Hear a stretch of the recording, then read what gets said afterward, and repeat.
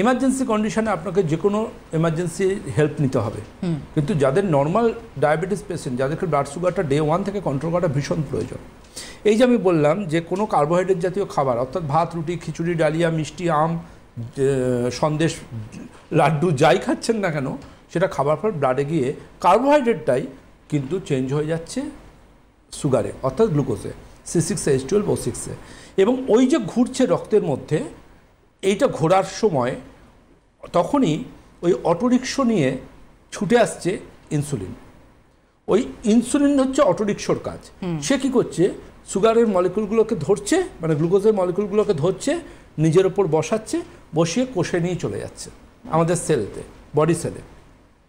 ফলে blood sugar level কমছে। কিন্তু সমস্যাটা কখন হয়, যখন হচ্ছে কোষ বলে, আমি তোমাদেরকে আমি বোঝার সুবিধার জন্য উদাহরণটা দিচ্ছি, ভীষণ মানে কোষ যদি বলে কিছু রাস্তা নো এন্ট্রি হয়ে যায় না, পুলিশ ভাইরা এসে বলে রাস্তা দিয়ে যাওয়া যাবে না, কোষও কিন্তু একটা সময় বলে আমি ফুল, আমার ভেতরে আর আমি সুগার নিতে পারবো না, আর গ্লুকোজ নিতে পারবো না, আমি ফুল। তখন ইনসুলিন বলে, ইনসুলিনকে রিফিউজ করে যে তুমি আর এনো না আমার কাছে সুগার, আমি কিন্তু আর নেবো না। তখন ইনসুলিন বেচারা ফেলিওর হয়ে যায়, সে দেখছে যে কোষ নিচ্ছে না, তখন তারা ব্লাডের মধ্যে সুগার হিসেবে ঘুরে বেড়ায়, ইনসুলিন তখন আর কাজ করতে পারে না, এবং তখন ব্লাড টেস্টগুলি দেখা যায় হাই সুগার। এবং এই ক্ষেত্রে কিন্তু খুব গুরুত্বপূর্ণ যেটা হয়ে যায়, তখন হচ্ছে পেশেন্টরা ডাক্তারবাবুর কাছে ছুটে যাচ্ছেন, ডাক্তার সুগার কমছে না, এবার ডাক্তারবাবু এমন একটা ওষুধ দিয়ে দিলেন যে ওষুধটা হচ্ছে কোষকে বাধ্য করাচ্ছে তুমি আরও সুগার নাও, আরও সুগার নাও, আরও সুগার নাও, হ্যাঁ, মানে কোষের মধ্যে বাই ফোর্স ইনসুলিন সুগার ঢোকাচ্ছে।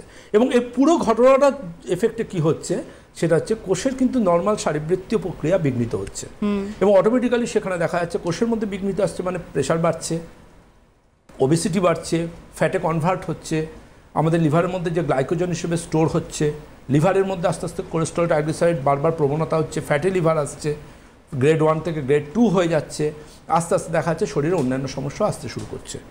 এবং এই ফোর্সফুলি যে ওষুধের মাধ্যমে প্যানক্রিয়াসের উপর চাপ সৃষ্টি করে আরও ইনসুলিন তৈরি করো, কোষের মধ্যে জোর করে ঢোকাও, এটাকে কিন্তু দেখা যাচ্ছে শরীর কিন্তু এটাকে স্বাভাবিক হিসেবে নিচ্ছে না।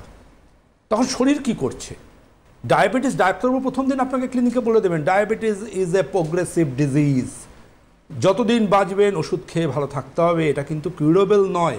আমিও বলছি কিউরেবল নয়, আমি কিন্তু একবারও বলছি না আমি ওষুধ খাইয়ে পেশেন্টকে সারিয়ে দেবো, কিন্তু আমি বলছি কি আপনাকে, আপনি কিন্তু আপনার সুগারকে নিয়ন্ত্রণে রাখতে পারবেন।